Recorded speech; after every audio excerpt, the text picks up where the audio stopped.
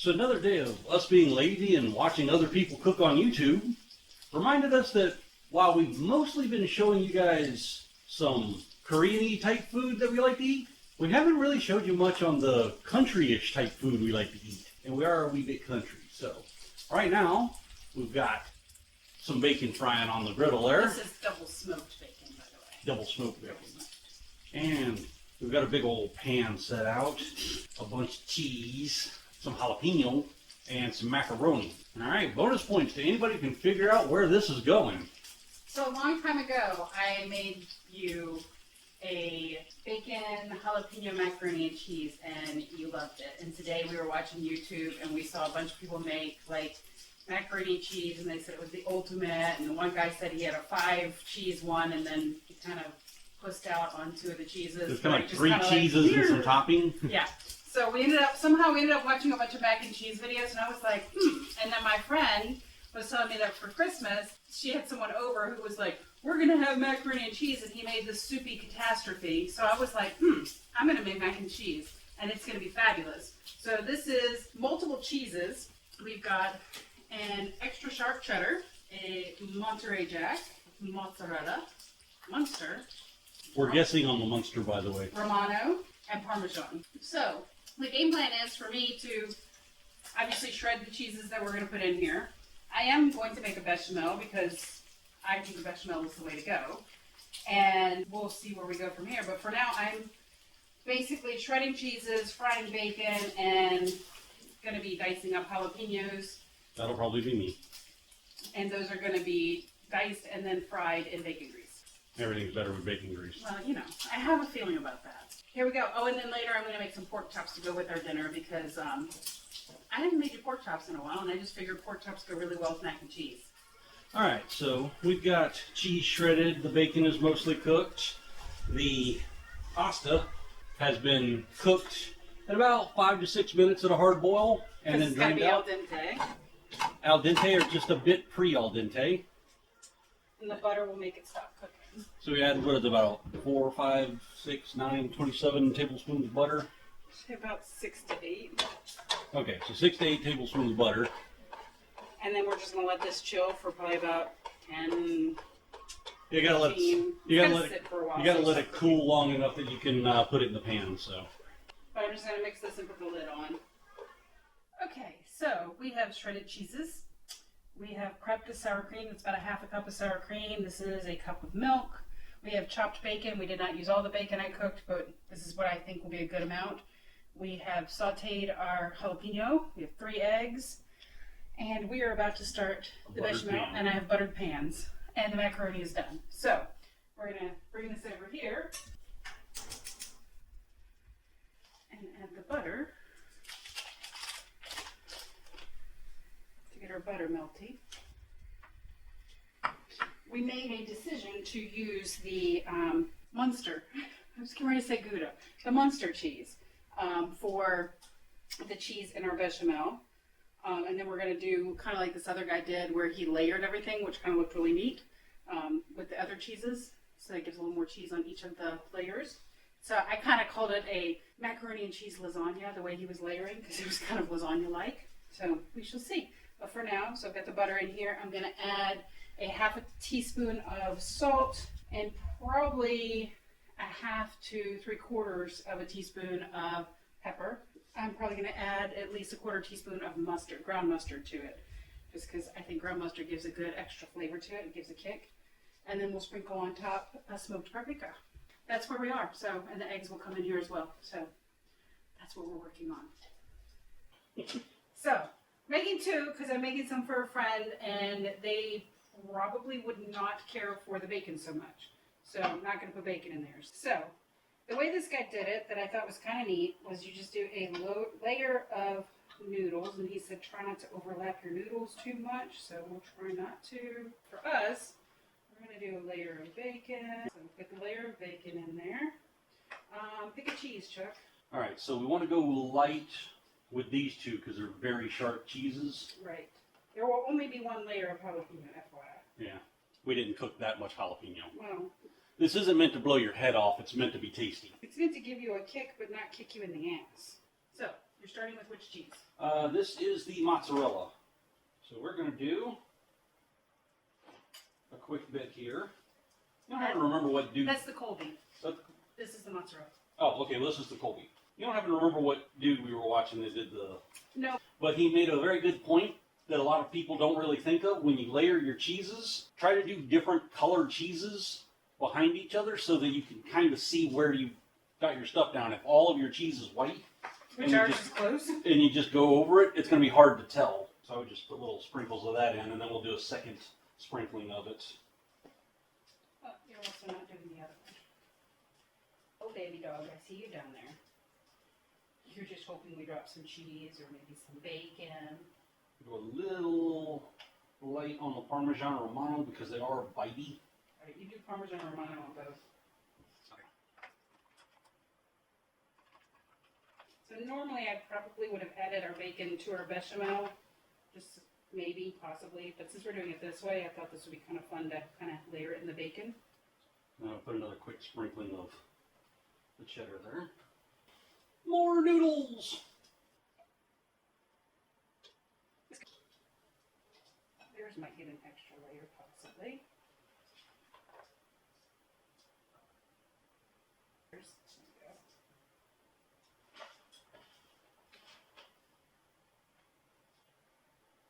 We do this, we haven't done this one yet, have we? Oh, what is this one? That's the Romano. We have to make bechamel for the other one.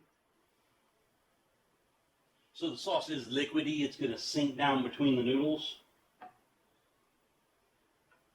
Think we're good?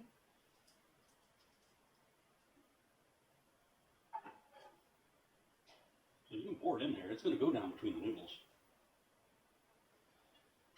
So while we finish that up, once your oven's up to temp and you got all this mixed up and ready to go, put a little tin foil over it. Make sure you don't fill your pan all the way up so it doesn't stick to your tin foil. And everybody hates losing that crusty cheese on top. What is it, like half an hour, and then you take the foil off for another... To look at it, and then you make a decision whether or not you want to... I probably will keep that on for about 40, 45 minutes. Generally, you wind up cooking it for about 30 to 40 minutes with the foil on, and then about 10 to 15 with the foil off. Anyway, we're going to finish that up and throw it in the oven.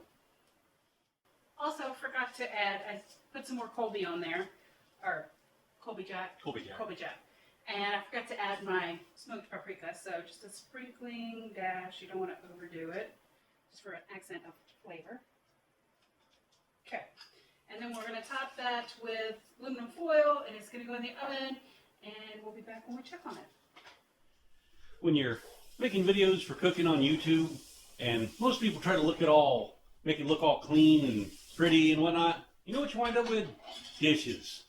You got pots, you got plates, you got griddles, you got pans, and you got Melissa over here cleaning up all the stuff because she's a whole lot more ambitious about that than I am. I'd leave it till tomorrow. Yeah, no.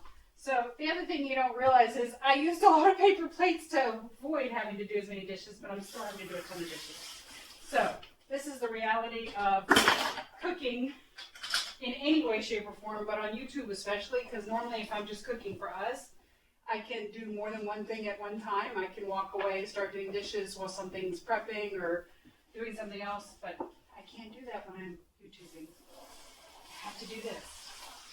Don't be fooled by those YouTube presentations. We're making dishes and having to clean stuff up too. Yeah, I don't have a kitchen staff. Why don't I have a kitchen staff, I feel like? Ooh, let's see what our mac and cheese looks like.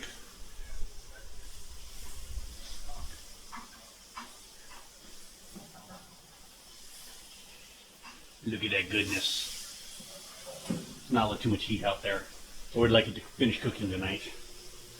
Yeah, because I gotta put the second one in just a little bit. How about you, Maymay? Would you like it to finish cooking tonight, Maymay? Maymay is really butthurt because I complained about not having a dishwasher and she's volunteered. She volunteered to clean all of our dishes, and we're not letting her in. She's not real happy about But it. look how clean these bowls down here are.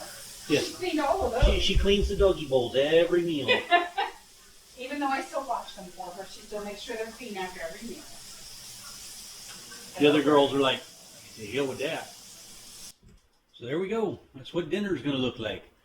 Our butter beans and our pork chops. Got our leftover corn pudding there, and a magnificent looking Cheesy goodness. bit of mac and cheesy awesomeness there. You gotta say, when I do cook, though we eat out sometimes, when I do cook, it's pretty intensive when I cook. Yeah. So that's actually got to sit for about 10-15 minutes or so. But we're going to start on the other We just took it out of the oven. So we're going to eat the rest of our food, which you probably don't care about, and then we'll get back to the highlight. Yes. Here we go.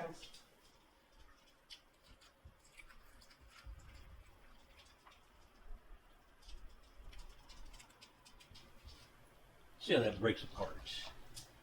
Not too moist, got some structure to it. I think it actually needed the extra bechamel that I actually put in the other one, but it's not terrible. Oh well, we'll make do. And now for the taste test. Let's make sure we get a little bit of everything. A little jalapeno, a little bacon. If it'll get on the spoon. We're going to get on the spoon. Yeah, it looks hot. Blow on that.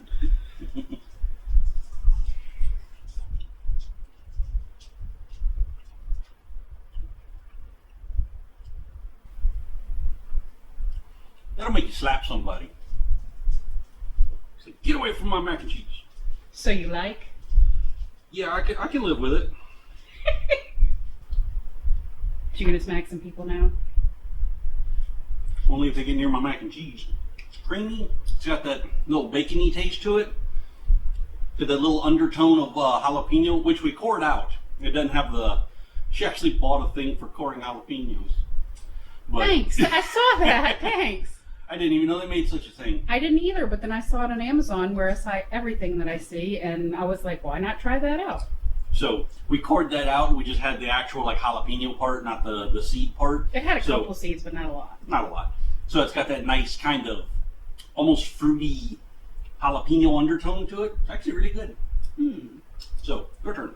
My turn? Now the real test would have been having Amber over here after the catastrophe of mac and cheese she had recently.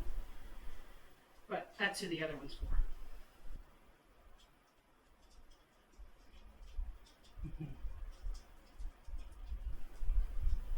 That is just as good as it looks. It's a perfect mixture of cheeses. I mean, look at that.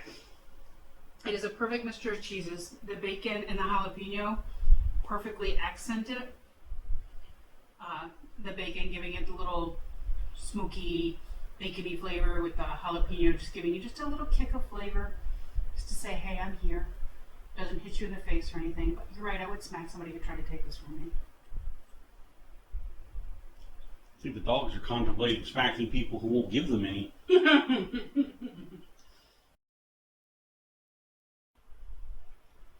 Well, on that note, I think I have to shove about 5 pounds of mac and cheese in my face. So. That top layer, that's flipping perfection.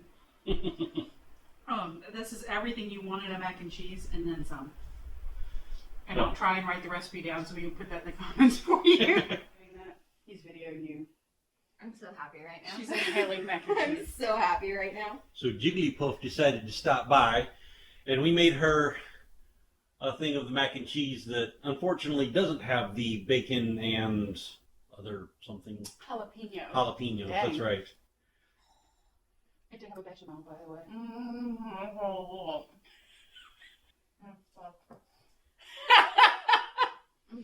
I'm going to take it that's a good.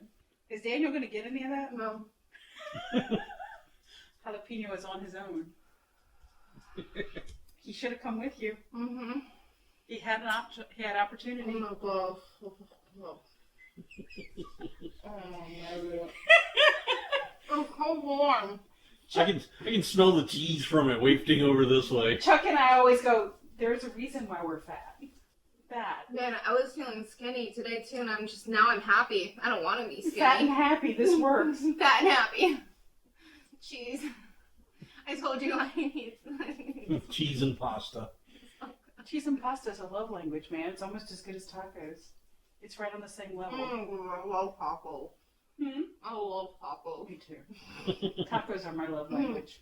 Mac and cheese tacos. I could get with that. Mac and cheese tacos. You gotta have something with it. Now, for us, we need some meat with that, you know. Because we're not members of the tribe from the ancient Apache word for he who cannot hunt. I'm okay with that. I don't think she cares. No, I got mac and cheese. She's mac and cheese. I'm happy. So, what's your official verdict on the... Do the 7 cheeses blend well? Very well. Yeah, it's super well made. The bechamel is perfect. I'm sorry, girls. It's perfectly crispy. That's my favorite Super, super well seasoned, and the noodles are like tender, but not like mushy. Which is the best thing when it comes to mac and cheese, because it's also the hardest thing, because it's easy to screw up. So I'm down. I'm happy. This is mine, and it's warm, and it feels She's like not leaving heaven. it. I'm gonna marry it, She might be staying from now on. Have its cheesy pasta babies. dude. Yeah, I'm like ripping it off of the heat warmer because I want to just stick my face in it and live there. So no, it's delicious. Thank you very much. I You're appreciate welcome. you thinking of me. So, good votes all around. Uh huh.